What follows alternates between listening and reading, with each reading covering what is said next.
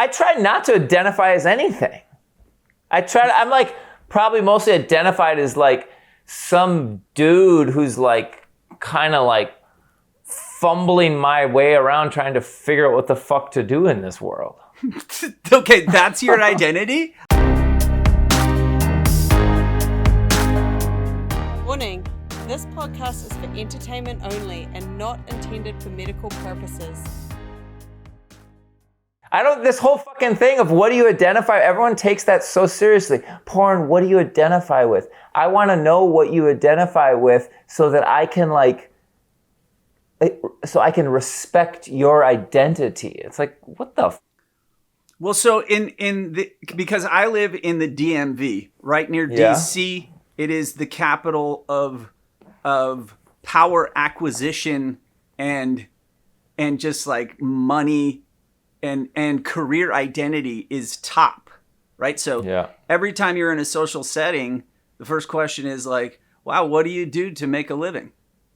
Yep. Right? Like people try to come up with crafty ways to say it instead of just like, what do you do? Like the unskilled will say, what do you do? But other people kind of have a sly way of kind of getting that info out of you.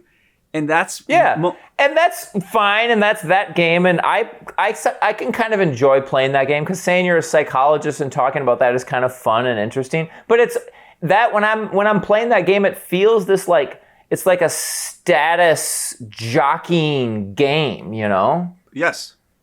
And it's like let's not we humans we jockey for status and it's a fun game, but let's not take it too fucking seriously. Right. Why? What happens if you take it too seriously? Particularly like at your stage of life versus like your son's age.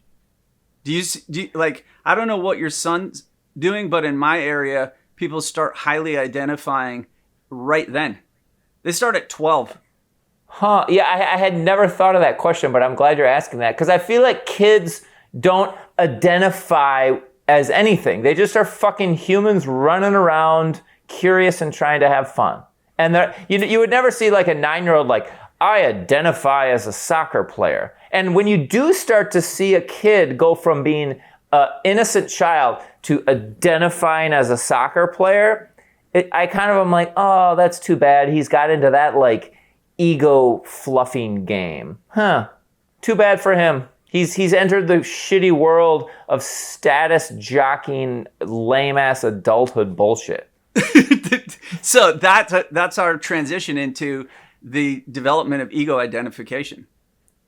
Yeah, I get, and I never really thought of it, but it feels like yes, it's a step on maturational development, and it's necessary and it's fine. I don't want to be too negative about it, but I think it's something we should try to minimize or try to grow out of or try to transcend. Whereas I feel like a big part of our culture is super into like identity and respecting people's identity, whereas I feel like we should all be trying to like transcend identity. Awesome. Well, so that would bring us to the stage development of ego identification or ego identity.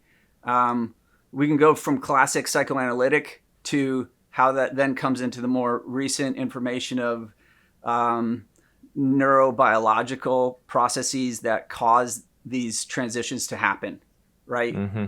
Like, do you remember the classic?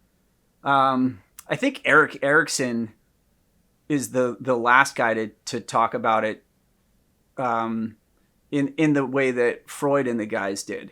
He kind of did the stages of maturation. Yeah, because it's like at first a baby has no ego identification, and then by the age 2 or 3 comes in the need to navigate your basic needs being met. Yeah. The basic experience of like, I'm hungry, but I'm not getting food right when I want it. And so then comes this development of an idea of self. Yeah. Right. And then it moves on to, I don't remember what the next stage is, but it continues to solidify until then at some point, 14, 15, 16, then comes this kind of like, I am something, and the way I see the world and the way I behave impacts the way others see me. Yeah.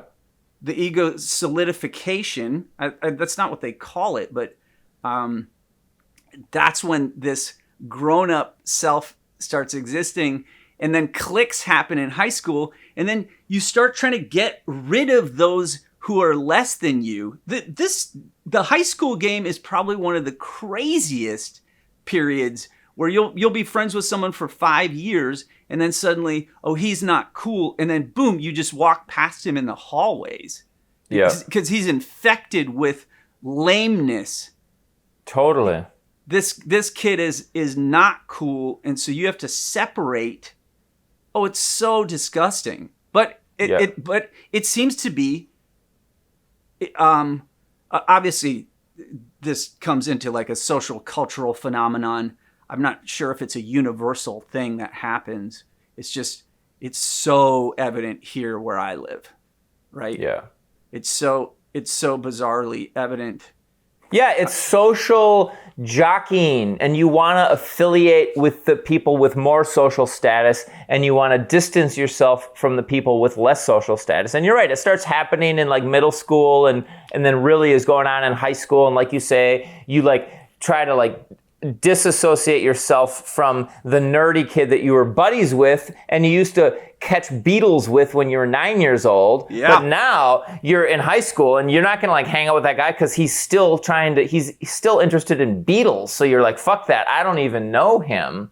And it's just this social jockeying for status, which again is fine, but let's fucking call it what it is. It's a pretty primitive, immature level of ego identity. It's like I think of like apes like trying to jockey for status in the social hierarchy in the ape fucking tribe. That's what it is. Perfect. Okay, so that's fine, and I still do that, and we all do it. But let's just see it for what it is, and not. I guess I have beef with there's these people that are like, oh, my gender identity or my sexual identity or my ethnic identity or my whatever. It's like, okay, fine, but can we try to like move beyond that rather than really take it super seriously?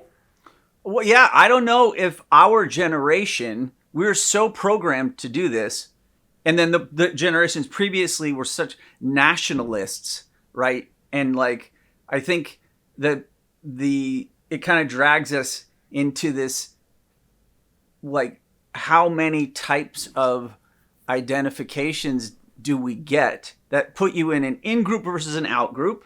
Yes. Right?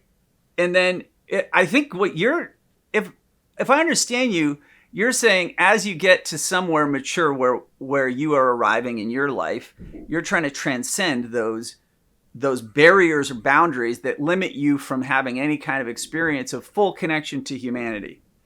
Yeah, right? And just I think that the most mature, well, there's probably super mature that are beyond my understanding, is to not take those identities seriously. You transcend them, and like, so Porn, I don't really care if you identify as Irish or British or German. I don't really give a fuck. I honestly don't really give a fuck if you identify as male or female or non-binary or 62% male, 13% female, like, I don't give a fuck actually, I don't care what your gender identity is. I don't care if you're homo or heterosexual, or if you like to fuck women from behind, but you like to fuck dudes from the front. I don't give a fuck about any of that.